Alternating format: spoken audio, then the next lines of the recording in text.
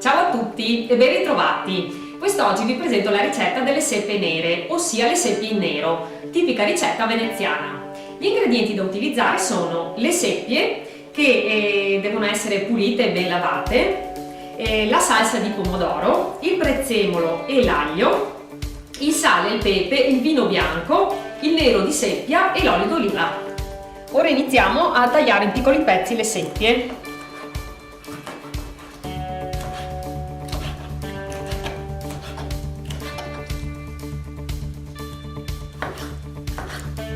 A questo punto abbiamo terminato di tagliare le seppie e andiamo a mettere in padella dell'olio d'oliva con 2 spicchi d'aglio che li lasciamo interi e dopodiché andranno tolti quando l'olio sarà caldo. Ora che l'aglio si è ben aromatizzato con l'olio, lo andiamo a togliere e sull'olio caldo andiamo a mettere direttamente le nostre seppie.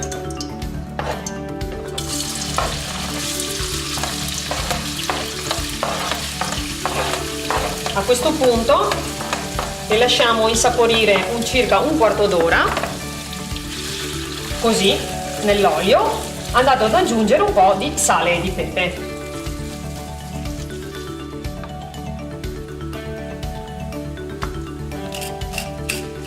Il pepe è sempre macinato al momento, fresco.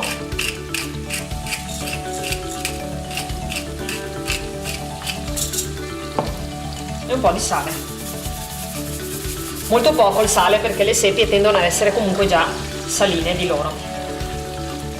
A questo punto il nero di seppia l'ho stemperato nel vino bianco per scioglierlo e andiamo a metterlo direttamente nelle seppie facendo attenzione a far evaporare bene l'alcol. Quindi alziamo la fiamma e lo andiamo a lasciare sempre nel bordo fondamentalmente della pentola per permettere appunto un'evaporazione migliore dell'alcol.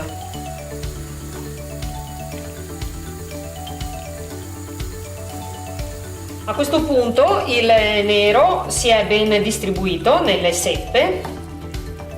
Andiamo quindi ad aggiungere la nostra salsa di pomodoro che renderà il piatto molto più saporito.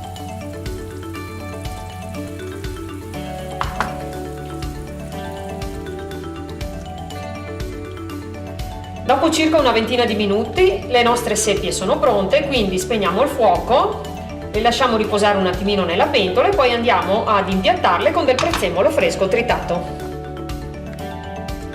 Il nostro piatto di seppie nere è pronto. Vi aspetto alla prossima video ricetta. Grazie e ciao!